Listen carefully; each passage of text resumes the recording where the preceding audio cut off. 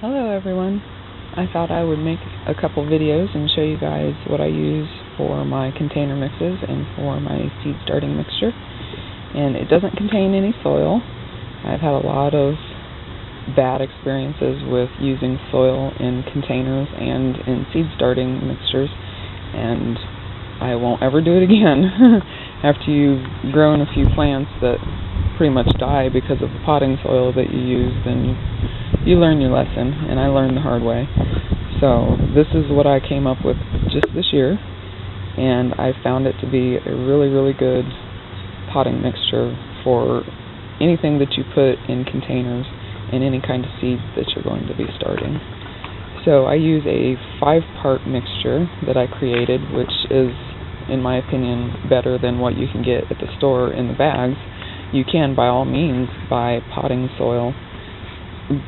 mixture, soilless potting mixture in the store, but it's probably going to be just a mixture of peat moss and perlite and nothing else. It might have a little bit of dolomite lime in it or something to adjust the pH, but it's not going to have anything else other than that normally, besides maybe a couple fertilizers or whatever.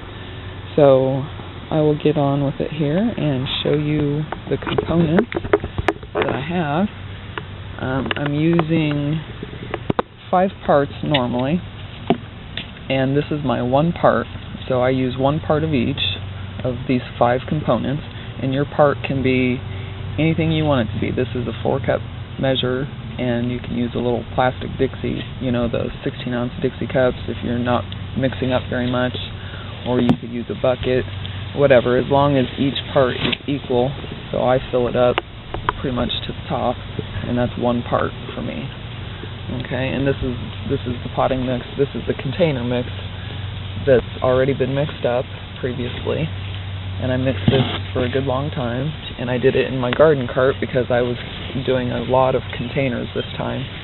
So I actually mixed up like 16 of these cups for 1 ingredient. So I had I guess a 5-gallon bucket of each ingredient, and it filled up about half of my garden cart, which is about twice as deep as a wheelbarrow. It's really nice. I don't know what I'd do without it. Okay, so the first thing I use is vermiculite, and that is a mineral, and it's used in construction but also in agriculture, and you want to make sure that you're getting a good agriculture grade vermiculite so that it doesn't have asbestos in it or anything. And it absorbs water really well, and then it releases the water, so that's its function. And then this is perlite, white perlite, and some of the other stuff got mixed in here, sorry about that, but just the white stuff is perlite, and that is expanded volcanic glass. And so when they do that, they expand it by heating it, and it pops like popcorn, and so it does not retain any moisture at all, pretty much. It's very windy. Sorry if that's affecting the sound quality. It's blowing everything around. But yeah, this is the perlite, and it will give, if you're using it in soil especially, they use it in potting soils that are basically just dirt and perlite, and it just breaks up the structure of the soil so that it's not so compact. So I use it in containers just to give it some aeration and all that kind of stuff. And these are very light and fluffy, and you want to be really careful when you're working with them because you don't want to breathe this stuff in. And when you go taking a cup of it and dumping it in your container, you'll have this big plume of dust. You can see how everything's kind of flying around right now because it's not wet and it's pretty windy out here. So just be really careful when you're using this stuff so that you're not breathing it in. You can use a dust mask or just do it outside and make sure you're faced away from it. It's really windy, as you can see. Okay, and it's covering up my other stuff. Well, okay, so the 3rd part is, I'll go to peat moss here, and this is regular Canadian sphagnum peat moss that you can get at the greenhouse. And I don't like to use all peat moss like most of these potting mixtures are all peat moss, and I don't prefer that, and that's just for a couple reasons, because of the sustainability issue. You know, they say it's not renewable or whatever, and there's a huge debate over whether it is renewable, and there are peat bog farms that do actually try to sustain it, you know, try to harvest it sustainably and renew it and all that kind of stuff, so whatever. But I just don't like to use all peat moss, not only because of that, but because it's very hard to wet down.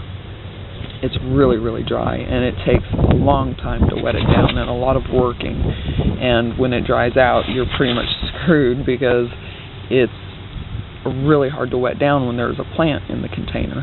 You can't go mixing it and wetting it, mixing it and wetting it if there's a plant in there. So it makes it really hard to keep it moist if you let it dry out. So I don't like to use all peat moss, but I do use one part of it, obviously. And so what I use in place of extra peat moss is something called coconut coir, and that is the outer husk of the coconut, and it's finely shredded, and it's a sustainable, renewable choice, and it works really well, in my opinion. And you can always find this online. You might be able to find it locally, but I was not able to find it locally. I had to order mine online, and it was about $11 for a big 11-pound bale, which expands to a huge size. And like, it would fill up, one 11-pound bale fills up this, or it fills it up halfway. So a normal wheelbarrow, it would be filled to the top and maybe even going out, depending on the size of your wheelbarrow.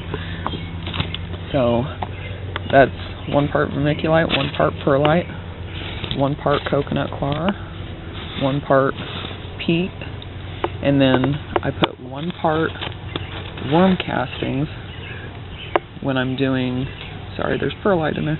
When I'm doing the seed starting mixture, I use all worm castings, and I use 1 part of that. But when I am doing the containers, the castings are really expensive, and so to cut down on costs, when I'm doing a bigger container where, you know, I may have plants living in there all summer, I go ahead and I cut half of the earthworm castings with something like a mushroom compost.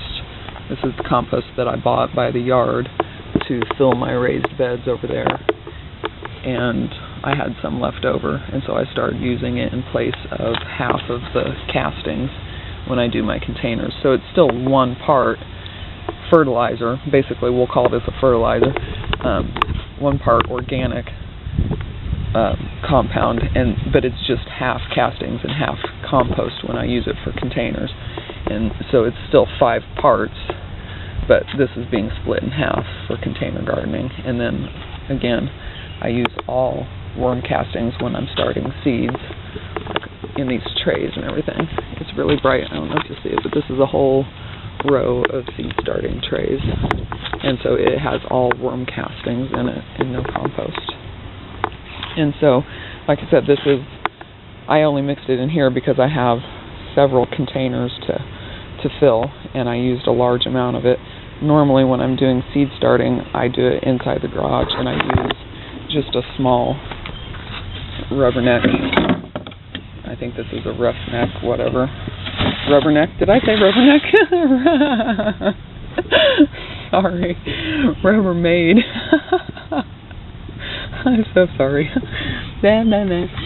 Yeah, it's a Rubbermaid roughneck, and this one is a 14-gallon, 53-liter. And so no matter whether you mix it in a wheelbarrow or in something like this, you only want to fill it about halfway. You don't want to put enough ingredients in it to fill it all the way, because then you wouldn't have room to mix it up, and it's really important that you mix it up thoroughly. And so, like in this one, I only fill it halfway, and then that enables me to get in here and stir it up really well, and I'll take it and I'll tip it up on its end and make it all go to the bottom, and then because you'd be amazed at how much is left on the bottom that didn't get stirred in, and then I'll do it the opposite way. I'll take it and I'll tip it the other way. And if you're doing it in something big like this, you just want to take your shovel and flip everything over and then push it back and forth and stir it like you'd be, stirring a cauldron or whatever. And so that's what I mix it in. And I just thought I'd show you the packaging real quick so you kind of know what to look for. This is the Canadian peat moss, and this is just, I think this is the medium size. You can get a bigger one or a smaller one, and it's really not even a bag. It's a plastic covering, but it's more of a brick when you get it, and it's very compact, and it'll expand to about twice the size it is now. And my vermiculite and perlite I buy in bulk, and so they come in 4 cubic foot bags, and they're really big, and that's obviously the cheapest way to go. And then these are the earthworm castings. Get at the nursery. And this is the coconut coir, and this is a good brand because they take the extra sodium out of the coir, which can be a problem for your plants. So you want to make sure you look for one that is low sodium specifically. And the vermiculite and the perlite you can get in smaller bags, but if you're doing a lot of container gardening, I would recommend getting the bigger bags, but something like this is about the size of the small bag. Okay, so in the next video I will show you how I use the container mixes. Okay, bye for now.